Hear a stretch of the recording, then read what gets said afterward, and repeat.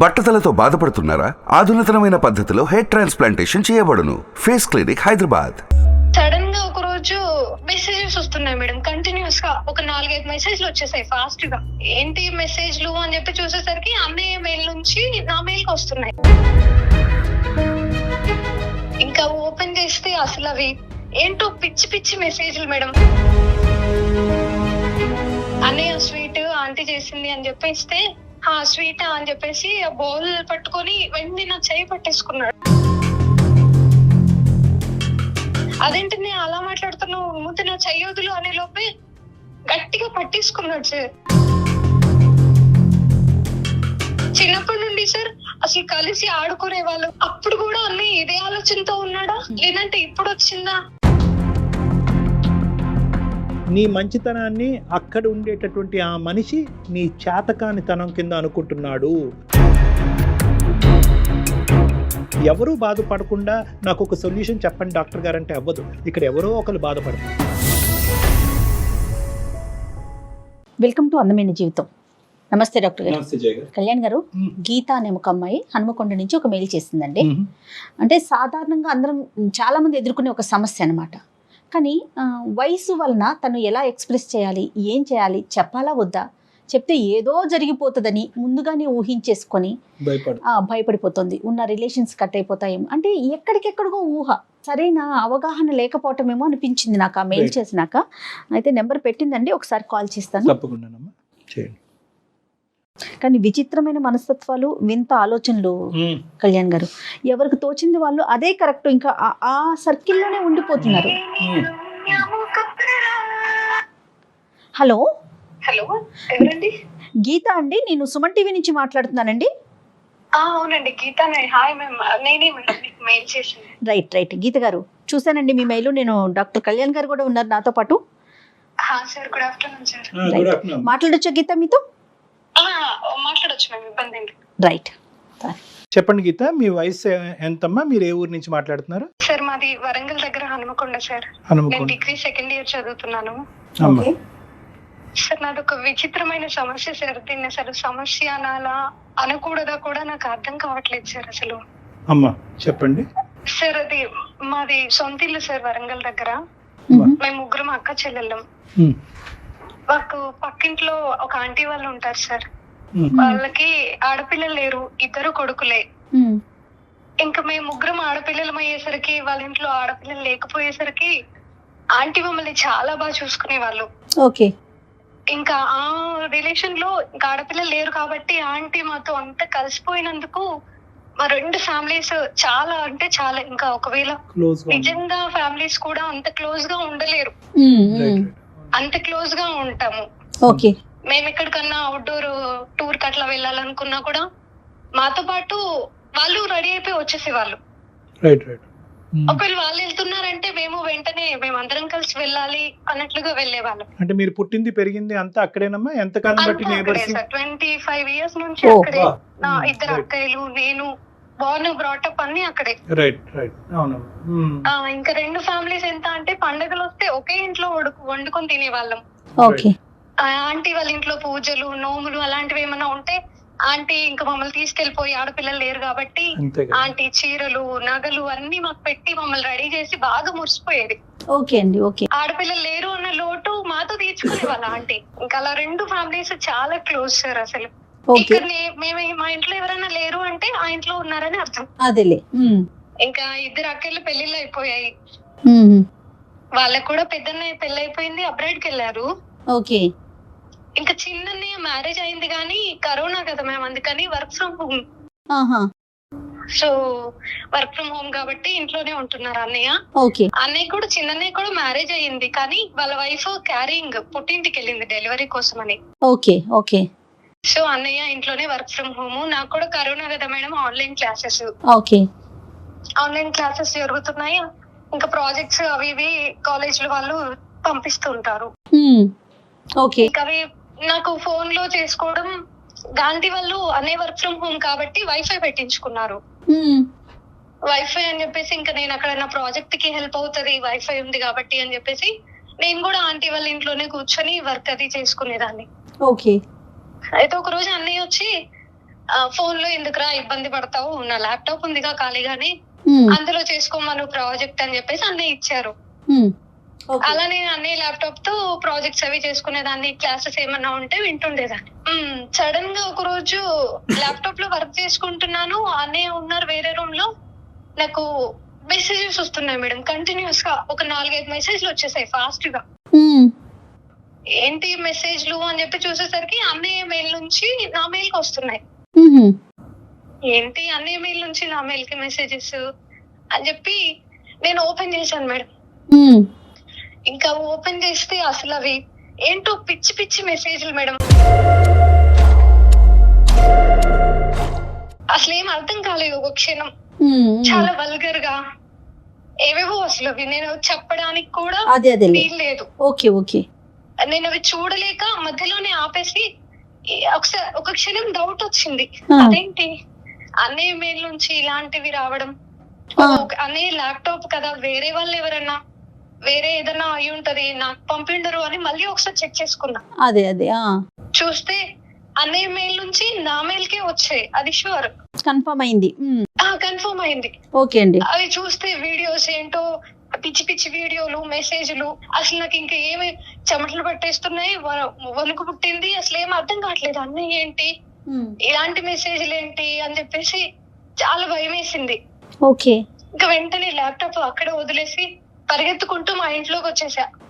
ఇంట్లోకి వచ్చేసి ఇంకా నేను ఆలోచించుకుంటుంటే నాకు అసలు ఏమి అన్నయ్య ఏంటి ఇలా పంపడం ఏంటి, అన్నయ్యేనా అని అసలు ఏం అర్థం కాక ఇదేదో అసలు అర్థం కావట్లేదు అని చెప్పేసి ఇంకా టెన్షన్ లో అసలు ఇంకా నేను వాళ్ళ ఇంటికి వెళ్ళకూడదు అని ఆ టైంలో డెసిషన్ తీసుకొని ఒక 2 days వెళ్ళడం మానేశాను.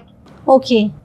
ఇంకా వెళ్ళట్లేను, భయం వేస్తుంది అక్కడికి వెళ్ళాలంటే, అది నిజమేనేమో ఏంటో అని వెళ్ళట్లేను. 2 days గడిచిపోయింది. ఇంతలో ఆంటీ ఏంటి మా ఇంటికి రావట్లేదు ఏంటి, నీకు ఈ మధ్య ఎక్కువైపోతుంది, మా ఇంటికి రాకుండా ఉంటావా నువ్వు, అది ఇది అని చెప్పేసి. లేదా అంటే నేను ఏదో వర్క్ చేసుకుంటున్నా, అది కూడా ఆంటీ అంత చనువు ఉంది కాబట్టి ఆంటీ లాక్కొని మరి తీసుకెళ్లిపోతుంది. ఉండలేదు ఆంటీ, మాతో క్లోజ్ కాబట్టి మాకు ఆ బాండింగ్ వల్ల తీసుకెళ్లిపోతుంది ఆంటీ. ఇంకా ఆంటీకి ఏం చెప్పలేక సర్లే ఆంటీ ఉన్నారు కదా అని వెళ్ళాను. ఆంటీ ఏదో స్వీట్ ప్రిపేర్ చేసి అన్నయ్యకి ఇవ్వమ్మా, టేస్ట్ చూసి నువ్వు కూడా తినండి అని చెప్పేసి అంటే అన్నయ్యకి ఇద్దామని ఒక బౌల్ ఇస్తే ఆంటీ వెళ్ళాను అన్నయ్య దగ్గరికి. అన్నయ్య స్వీట్ ఆంటీ చేసింది అని చెప్పి ఇస్తే స్వీట్ అని చెప్పేసి ఆ బౌల్ పట్టుకొని వెంటనే నా చెయ్యి పట్టేసుకున్నాడు. ఏంటన్నయ్య అనంటే స్వీట్ చాలా బాగుంది, నువ్వు తెచ్చావు కాబట్టి ఇంకా బాగుంటది నాకు తెలుసు, అదేంటన్నయ్య మీరు కొత్తగా మాట్లాడుతున్నావు ఏంటన్నయ్య అని చెప్పి నేను అడిగాను. ఓకే. అదేంటన్నయ్య నువ్వు ఇలా మాట్లాడుతున్నావు, ఎప్పుడు లేనిది, నువ్వు మెసేజెస్ కూడా వచ్చాయి, అవి అనుకోకుండా వచ్చాయా అని చెప్పి నేను అడుగుతున్నాను. అనుకోకుండా ఏమి లేదు, నాకున్న ఫీలింగే అది, నేను కావాలని పంపాను, అవి అనుకోకుండా ఏమి రాలేదు అని చెప్పి అనేసాడు అన్నయ్య. ఇతనికి ఏమైనా అలవాట్లు ఏమైనా ఉన్నాయమ్మా గీత? ఇతను ఏమైనా అంటే ఏమీ లేవండి, చాలా మంచివాడు. ఇంత సడన్ ట్రాన్స్ఫర్మేషన్ ఒక వ్యక్తిలో రావడానికి అంటే ఏమీ లేవండి. వాళ్ళ వైఫ్ ని కూడా చాలా బాగా చూసుకుంటారు, వాళ్ళిద్దరు కూడా చాలా హ్యాపీగా ఉంటారు. నాతో చాలా మంచివాడు అన్నయ్య, స్టడీ పరంగా, జాబ్ పరంగా చిన్నప్పటి నుంచి ఒకే దగ్గర కదా, నాకు అలాంటి డౌట్ కూడా ఎప్పుడు రాలేదు. అలా అన్నయ్య సడన్ గా అలా అనేసరికి నేను షాక్. అదేంటి నేను అలా మాట్లాడుతున్నావు, ముందు నా చెయ్యొదులు అనే లోపే గట్టిగా పట్టేసుకున్నాడు సార్. ఇంకా నాకేమీ అర్థం కావట్లేదు అసలు. వదిలన్నయ్య, నాకు నేను ఇలా అనుకోలేదు ఎప్పుడు అనంటే ఏమవుతుంది, తప్పేముంది దీంట్లో, మనం ఏం బయాలజికల్ గా బ్రదర్ అండ్ సిస్టర్ కాదు కదా, జస్ట్ పక్కింట్లో ఉంటారు. అన్నయ్య అనుకున్నారు కాబట్టి అన్నయ్యని గాని సొంత అన్నయ్యని కాదు కదా, ఇందులో తప్పేమీ లేదు అని చెప్పేసి ఈక్వేషన్ ఉంది. ఓకే. ఈ ధైర్యం చేసుకుని ఎప్పటి నుంచి అన్నయ్య నీకు నా మీద ఇటువంటి ఫీలింగ్ ఉందన్న ప్రశ్న ఎప్పుడు అడిగావమ్మా? అడిగేంత ఛాన్స్ రాలేదు సార్. ఆ రోజు ఏమైందంటే గట్టిగా పట్టేసుకుని అలా అనేసరికి నాకు వదిలించుకోవడానికి నా ఇంట్రెస్ట్ అంతా వదిలించుకొని నేను ఇక్కడ నుంచి వెళ్ళిపోవాలి ఫాస్ట్ గా అని గట్టిగా అరుద్దామంటే ఆంటీ ఉన్నారు. ఇంత సడన్ గా ఈ ట్రాన్స్ఫర్మేషన్ నేనే డైజెస్ట్ చేసుకోలేకపోతున్నాను. ఇప్పుడు గట్టిగా అరవాలా, చెప్పాలా, అసలు నాకు ఏమీ అర్థం కావట్లేదు. అక్కడ నుంచి వదిలించుకొని ఇలా అనుకోలేదు నేను అని చెప్పేసి వెంటనే మా ఇంటికి వెళ్ళిపోయాను. ఓకే. వెళ్ళిపోయి ఇంకా నేనే ఎవరికి చెప్పాలో తెలియక ఇంట్లోనే కూర్చొని డోర్ వేసుకొని అన్ని ఆలోచనలు, ఇంకా అసలు అన్నీ ఏంటి, ఇలా చేయడం ఏంటి. చిన్నప్పటి నుండి సార్ అసలు కలిసి ఆడుకునే వాళ్ళం, కొట్టుకొని తిట్టుకొని అదేనమ్మా. మీద పడి రక్కేసుకొని ఎలా ఉంటది సార్, ఇంకా బ్రదర్ అండ్ సిస్టర్ అంటే Of course. అందరం కలిసి అసలు మీద పడి రక్కేసేదాన్ని నేనైతే. అవన్నీ తలుచుకుంటుంటే అసలు అప్పుడు కూడా అన్ని ఇదే ఆలోచనతో ఉన్నాడా లేదంటే ఇప్పుడు వచ్చిందా నాకే తెలియక నేను అలా మీద మీద పడిపోయానా అని చెప్పి అది నాకే కంపరంగా అనిపిస్తుంది సార్. అసలు అది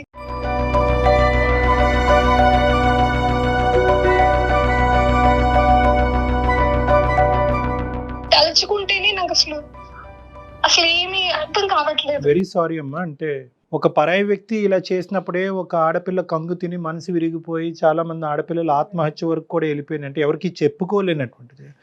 సార్ అలాంటిది ఇతను ఆల్మోస్ట్ మీ కుటుంబ సభ్యుడిలాగే కదమ్మా. 25 years సొంత అన్నయ్య లాగా, కుటుంబ సభ్యుడి కంటే ఎక్కువే. 20 years బాండింగ్ సార్ మాది. ఇప్పుడు నేను అసలు నేను మీకు మెయిల్ చేసింది ఎందుకంటే ఇప్పుడు నేను ఏం చేయాలి, నేను అలాగే ఉండిపోతే అన్నయ్య పోనీ అన్నయ్య ఆలోచన చచ్చిపోతుందా, నేనే సైలెంట్ గా ఊరుకోవాలా, పోనీ వెళ్ళి మా అమ్మ నాన్నకి చెప్దామంటే ఇన్నాళ్ళు సార్ 25 years గా వాళ్ళు కలిసి ఉంటున్నారు. 25 years గా ఒకే ఫ్యామిలీ లాగా ఉండి అంత చేసి ఇప్పుడు మళ్ళీ ఇలా ఈ విషయం చెప్తే వాళ్ళు ఇంత మంచి బాండింగ్ చెడిపోతుందేమో అన్న భయం ఒకటి. మా నాన్న ఇంకా డేంజర్, చాలా పెద్ద గొడవ చేసేస్తారు సార్, అల్లురల్లురు అయిపోతుంది. పోనీ ధైర్యం చేసుకుని ఆంటీకి చెప్దామా అంటే ఎంతైనా వాళ్ళు సొంత కొడుకు కదా సార్. అవును, ఎట్లా రియాక్ట్ అవుతారో తెలియని పరిస్థితి. నమ్ముతారా తెలీదు, నమ్ముతారా ఆంటీ, నమ్మి నాకు సపోర్ట్ చేస్తారా లేదంటే రివర్స్ లో నా కొడుకు మంచివాడే నీకే ఎలాంటి ఆలోచన ఏమైనా ఉందేమో అని నన్నే అనుమానిస్తారా అని చెప్పి అదొక భయం. కానీ గీత అమ్మ ఒకటి ఇక్కడ ఏంటంటే అజంప్షన్స్ వర్సెస్ రియాలిటీ. సార్ ఒక అబ్బాయి, నువ్వు ఇన్నాళ్ళు అన్నయ్య కింద భావించినటువంటి ఒక అబ్బాయి నీ మీద అఘాయిత్యం చేయబోయాడు. Let us make it very clear. ఎవరు లేకపోతే కనుక నీకు అదృష్టం కొద్దీ ఆ రోజు తప్పించుకున్నావు, కానీ ఒకప్పుడు తప్పించుకోలేనటువంటి పరిస్థితి వచ్చి ఉంటే కనుక ఆ అఘాయిత్యం జరిగి ఉండేది. అప్పుడు కూడా మనం ఇలా కూర్చుని మాట్లాడుకునే అవకాశం ఉంటుందా? సో నెంబర్ 1 అది. ఇక్కడ ఏంటంటే ఎందుకు నేను అజంప్షన్స్ వర్సెస్ రియాలిటీ అని అంటున్నానంటే, మా అమ్మకి చెప్తే గొడవ పడతాడు, నాన్నకి చెప్తే కుటుంబాలు విడిపోతే, వాళ్ళ అమ్మకి చెప్తే కనుక నమ్మదు, ఇవన్నీ అజంప్షన్స్ అమ్మ. అంటే నువ్వేంటంటే నీ మనసు చాలా పెద్దది, నీ మనసు అనేటటువంటి చాలా సున్నితం, చాలా పెద్ద మనసు. నువ్వేం చేస్తున్నావు అంటే కనుక మెయిన్ క్రైటీరియా ఏంటంటే నీకు తగిలినటువంటి గాయం, నీకు కలిగినటువంటి బాధ కంటే ఆ బాధను తీర్చుకోవటం ఎలా అనేటటువంటిది ఒకటి. రెండోది ఉండేటటువంటి ఏదైతే ఈ బాండింగ్, రెండు కుటుంబాల మధ్యన ఉండేటటువంటి ఈ బంధం ఏదైతే ఉందో దాన్ని కూడా సైమల్టేనియస్ గా కాపాడే ప్రయత్నం చేస్తాం. రెండిటిని బ్యాలెన్స్ చేస్తున్నాం. ఇది నీ చిన్న మనసుకి, చిన్న వయసుకి, నీ అనుభవానికి ఇది చాలా కష్టమేమో అని నాకు అనిపిస్తుంది. ఎందుకంటే ఇక్కడ ప్రధానమైన అంశం ఏంటంటే ఒక బయటోడు ఎవడో వచ్చి నీ చేయి పట్టుకోలేదు. ఐఎమ్ సారీ, నేను ఇలా మాట్లాడుతున్నా.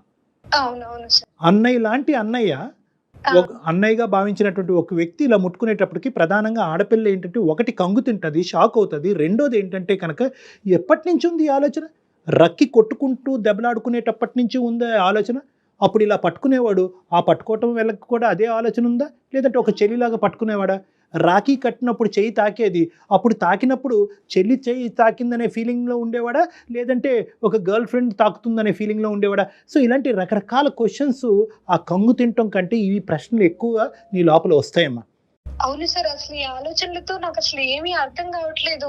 దీన్ని అందుకనే నేను సమస్య అనుకోవాలా లేదా, దీనికి సొల్యూషన్ ఏంటి, అసలు నేను ఇప్పుడు ఏం చేయాలి, ఎవరితో చెప్పాలి, అన్నయ్యతో ఎలా రియాక్ట్ అవ్వాలి, ఇవన్నీ ప్రశ్నలు నా మైండ్ లో అసలు నా మైండ్ నుంచి అసలు వెళ్ళిపోవట్లేదు సార్. నేను ఎంత ట్రై చేసినా కూడా. You have to hit it hard. ఈ పాయింట్ నేను మళ్ళీ చెప్తున్నాను, you have to hit it hard. ఎందుకంటే కనుక ఇదంతా కూడా నీ మంచితనం కింద మీ అన్నయ్య ఉండడు, నీ చేతకాంతనం. సారీ, అతను అన్నయ్య అని అనకూడదు ఇక్కడ. మళ్ళీ పదే పదే అన్నయ్య అంటే కనుక ఇక్కడ కాన్సెప్ట్ వేరేగా అయిపోతుంది.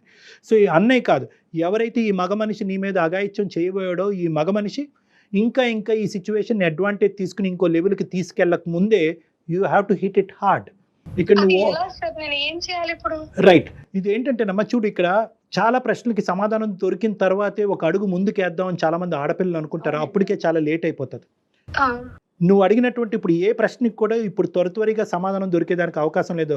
అన్నయ్యేనా, అన్నయ్య కాదా, ఎప్పటి నుంచి ఆలోచన ఉంది, ఇప్పుడే వచ్చిన ఆలోచన, భార్య లేకపోవటం వల్ల వచ్చిందా, భార్య పెళ్ళి కాకముందు కూడా నా మీద ఈ ఆలోచన వచ్చిందా, వాళ్ళ అమ్మ ఎలా రియాక్ట్ అవుతుంది, మా అమ్మ నాన్న ఎలా రియాక్ట్ అవుతారు, ఏ ప్రశ్నకి సమాధానం దొరకదు.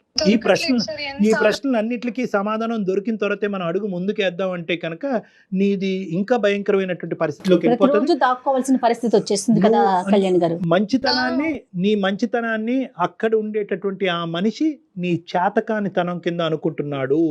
నీ చేతకానితనం అంటే కనుక ఇక్కడ విక్టిమైజేషన్, నిన్ను విక్టిమ్ కింద చూసి ఇంకా నీ మీద ఇంకా పులిపంజా వేసి నిన్ను ఇంకా గ్రిప్లో లాక్కునే ప్రయత్నం చేస్తాడు. ఇక్కడ ఏంటంటే హిట్ ఇట్ హార్డ్ అని నేను ఎందుకు అంటున్నానంటేనమ్మా, ఇక్కడ సున్నితంగా ఉందాం, జాగ్రత్తగా వేద్దాం అనేది కాదు. ఇక్కడ ఏంటంటే you have to seek help. ఇక్కడ నువ్వు నీకు చేతకానటువంటి ఒక అంశం, నీ చేతుల మీదుగా సొల్యూషన్ ఐడెంటిఫై చేయలేనటువంటి ఒక అంశానికి ఖచ్చితంగా everything comes after your parents. అందుగురించి ప్రతి ఆడపిల్లకి మనం ఇదే చెప్తూ ఉంటాం.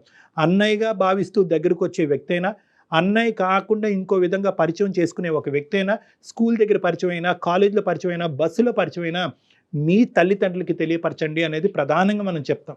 మా అమ్మ నాన్న కోప్పడతారేమో, ఇవన్నీ సెకండరీ అమ్మ. Sentiments are secondary. Security is priority. నీ సెక్యూరిటీ అనేటటువంటిది ఇక్కడ ప్రయారిటీ. కాబట్టి ఫస్ట్ మీ తల్లిదండ్రుల తర్వాత ఎవరో కాబట్టి మీ తల్లిదండ్రులకి ఇది చెప్పండి. ఏ విధంగా చెప్తారు అంటే కనుక ఇక్కడ మీరు చెప్పే విధానం కూడా జాగ్రత్తగా చెప్పండి. అన్నయ్యలో ఇప్పటి వరకు ఈ అబ్బాయిని అన్నంగా భావించే ఈ అబ్బాయిని ఇప్పటి వరకు నాకు మంచితనమే కనిపించింది, ఇప్పుడే అతనిలో ఒక మార్పు కనిపిస్తుంది, ఈ మార్పు నేను భరించలేకపోతున్నాను, ఈ మార్పుకి కారణం కనుక్కోండి అనే విధంగా మీ తల్లిదండ్రులను అప్రోచ్ అవ్వండి. అంటే ఏంటంటే ఈ వ్యక్తి చెడ్డోడు అని నీకు అనిపించినా కూడా ఆ చెడ్డగా నువ్వు మాకు చెప్పిన విధంగా వాళ్ళకి నువ్వు చెప్తే చిత్రీకరిస్తే వాళ్ళకి పగ ప్రతీకారం అంతా రగిలిపోయి నువ్వు ఏదైతే జరగకూడదు అనుకుంటున్నావో ఈ రెండు కుటుంబాల మధ్యన విద్వేషాలు, వైషమ్యాలు అవన్నీ వచ్చి ఈ 25 సంవత్సరాల పాటు ఈ బంధం అనేటటువంటిది తెగిపోతుంది. ఓన్లీ చేంజెస్ కనిపిస్తున్నాయి అని మాత్రమే చెప్పమంటారా? ఈ విధంగా ప్రవర్తిస్తున్నాడు, ఈ విధంగా ఆలోచిస్తున్నాడు, అతనికి ఏమైనా ప్రాబ్లం ఏమో, అతనికి ఎవరన్నా అతను తెలియట్లేదేమో, అతనికి ఎవరన్నా కౌన్సిలింగ్ చేయాలేమో అనేటటువంటి. ఎందుకంటే నువ్వు మా దగ్గరికి ఎందుకు వచ్చావమ్మా, ఎందుకు వచ్చావు సార్, ఈ రెండు కుటుంబాల మధ్యన ఏమైనా పర్వాలేదు, వాడికి బుద్ధి చెప్పాలి నేను, సో మా అమ్మ నాన్నతో నేను చెప్తాను, వాడికి గట్టిగా మా అమ్మ నాన్న చేత బుద్ధి చెప్పిస్తాను అని రాలే మా దగ్గరికి ఎందుకు వచ్చావు నువ్వు? ఈ రోజు చాలా మెచ్యూర్డ్ గా అడుగుతుంది కదా, చాలా మెచ్యూర్డ్ గా అడుగుతున్నావు. ఆ బాండింగ్, ఆ రెండు కుటుంబాల మధ్యన బాండింగ్ మెయింటైన్ అవ్వాలి. అట్ ద సేమ్ టైం ఇతనికి ఒక కొద్ది బుద్ధి చెప్పాలి, కొద్ది గడ్డి పెట్టాలి అనే విధంగా కూడా చెప్తున్నాం. సో ఇది మాకు ఆటోమేటిక్ గా ఏంటంటే మా టీంకి, నాకు జయ గారికి ఇది ఒక సెన్సిటివ్ ఇష్యూ కింద ఆటోమేటిక్ గా మాకు మారిపోతుంది. కాబట్టి నువ్వు ఏ విధంగా మీ పేరెంట్స్ దగ్గర తీసుకెళ్తావు, ఏ విధంగా మీ పేరెంట్స్ ద్వారా ఆ అబ్బాయితో మాట్లాడిస్తావు అనేటటువంటి విధాన పద్ధతి కూడా నేను నీకు చెప్తున్నా. ఓకేనమ్మా? సో ఇదేంటంటే అన్నయ్యలో నేను ఎప్పుడు చూడలేదు. Obviously that is the truth. ఇప్పుడు వరకు నువ్వు ఈ అన్నయ్యలో, ఈ అబ్బాయిలో నువ్వు ఎప్పుడు ఈ తప్పు విధంగా చూడలేదు. సడన్ గా వచ్చింది. ఎక్కడి నుంచి వచ్చింది, ఎందుకు వచ్చింది, ఎలా ఇన్ఫ్లుయెన్స్ అయ్యాడు, ఎప్పటి నుంచి అనుకుంటున్నాడు అనే అంశాన్ని మీ పేరెంట్స్ వరకు తీసుకెళ్ళి ఇదంతా చెప్పి మీ పేరెంట్స్ ద్వారా అతనికి ఒక బుద్ధి చెప్పేటటువంటి ప్రయత్నం చేయండి. ఏమా ఒకప్పుడు వర్స్ట్ కమ్ సినారియో, నేను ఇది కూడా చెప్తున్నాను, వర్స్ట్ కమ్ సినారియో ఇది అక్కడితో ఇంకో లెవెల్ గొడవ కింద మారి రెండు కుటుంబాల మధ్యన ఒక డిఫరెన్సెస్ ఏర్పడినా కూడా అది తప్పు లేదు.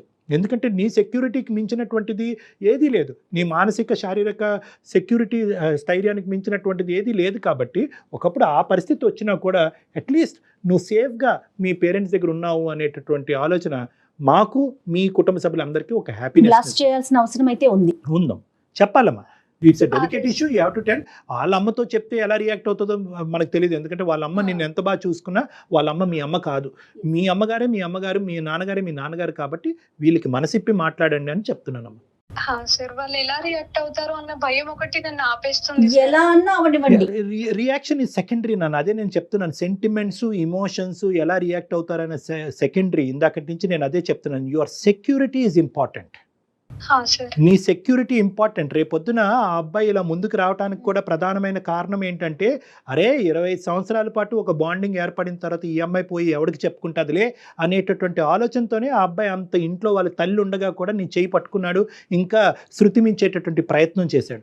కాబట్టి ఒక టైంలో నేను ఇక్కడ నుంచి వెళ్ళిపోదామా అనుకుంటే ఎటు కాకుండా డిగ్రీ సెకండ్ ఇయర్ కదా సార్, 2 years ఉండాల్సింది, ఏదైనా హాస్టల్కి వెళ్ళి జాబ్ చేసుకుందామా, ఇక్కడ నుంచి వెళ్ళిపోతే ఇలాంటివి ఉండవు కదా అన్నయ్యకి అని కూడా ఆలోచించాను. కానీ నాకు ఆ సొల్యూషన్ కూడా లేదు, ఇప్పుడు నాకు ఆ ఛాన్స్ కూడా లేదు సార్. అందుకని అసలు ఏం చేయాలో అర్థం కాక మీకు మెయిల్ కానీ చేశాను. చాలా మంచి పని చేశారండి మెయిల్ చేసి.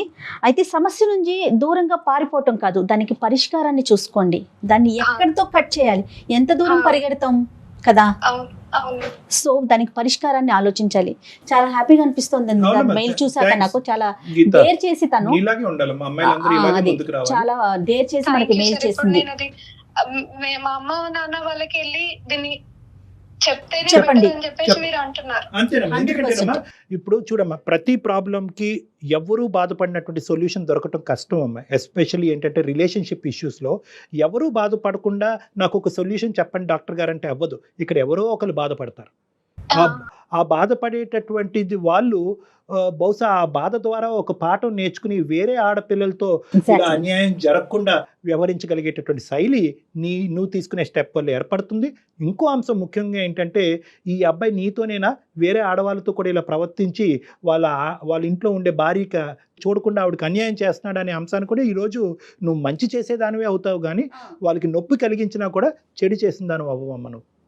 Okay sir, thank you sir. Thank you ma'am. Thank you మా. ఆల్ ద బెస్ట్ అమ్మా. God bless. Thank you sir. Thank you. Bye bye. కానీ పిల్ల పెద్ద పిల్ల కాబట్టి మెచ్యూర్డ్ గా మెయిల్ చేసింది డాక్టర్ గారు. చిన్న పిల్లలండి, పసిపిల్లలు వ్యూస్ కి గురయ్యి చెప్పుకోలేకపోవటం. స్కూల్లో కానీ ఇంట్లో కానీ ఎంత అవేర్నెస్ క్రియేట్ చేస్తున్నా కూడా గుడ్ టచ్ అని బ్యాడ్ టచ్ అని ఎంత క్లియర్ గా చెప్తున్నా కూడా పిల్లలు భయపడుతున్నారండి. ఉన్న సెన్సిటివ్ హార్మోన్ అమ్మ ఈ పాపం. ఈ పాపం అంతా కూడా ఏంటంటే ఆడపిల్లకి ఇప్పుడు ఎగ్జాక్ట్ గా ఇప్పుడు మన గీత ఏదైతే భాష వాడిందో అది చంటి పిల్ల ఒక 5-6 సంవత్సరాల ఆడపిల్ల నుంచి ఒక 20-30 సంవత్సరాలు వచ్చేటటువంటి ఆడదాని వరకు ఇదే హార్మోనల్ సెన్సిటివిటీ. అందరినీ బ్యాలెన్స్డ్గా చూడాలి. శత్రువుల్లో కూడా దేవుణ్ణి చూడాలి. ఎవరికి నొప్పి కలిగించకూడదు. నా చెయ్యి పట్టుకున్నాడంటే కనుక వాడికి ఏదో పిచ్చి పట్టో లేదంటే ఏదో అయ్యో నా చెయ్యి పట్టుకున్నాడు వాడికి ఒక బుద్ధి చెప్పాలి అని అనుకుంటారే కానీ వాడిని పనిష్ చేయాలి అని అనుకోరు. సో ఈ బ్యాలెన్స్ తెచ్చేటటువంటి ప్రయత్నంలోనే ఆడపిల్లలు పదే అఘాయిత్యాలకు లోనవుతున్నారు. వయసుతో సంబంధం ఉండట్లేదు, మన భేదాలు ఉండట్లేదు. చుట్టాలు, బాబాయిలు, మేనమామలు, కజిన్స్ చాలా ఇబ్బందులు పడుతున్నారు. కానీ చాలా అప్రిషియేట్ చేయాలండి ఈ పిల్లని మాత్రం. నాకు చాలా హ్యాపీగా అనిపిస్తుంది. బయటకు వచ్చి ఇట్లా మాట్లాడటం అనేది చాలా మనం సంతోషించదగ్గ విషయం. రైట్ అండి, థ్యాంక్ యూ సో మచ్.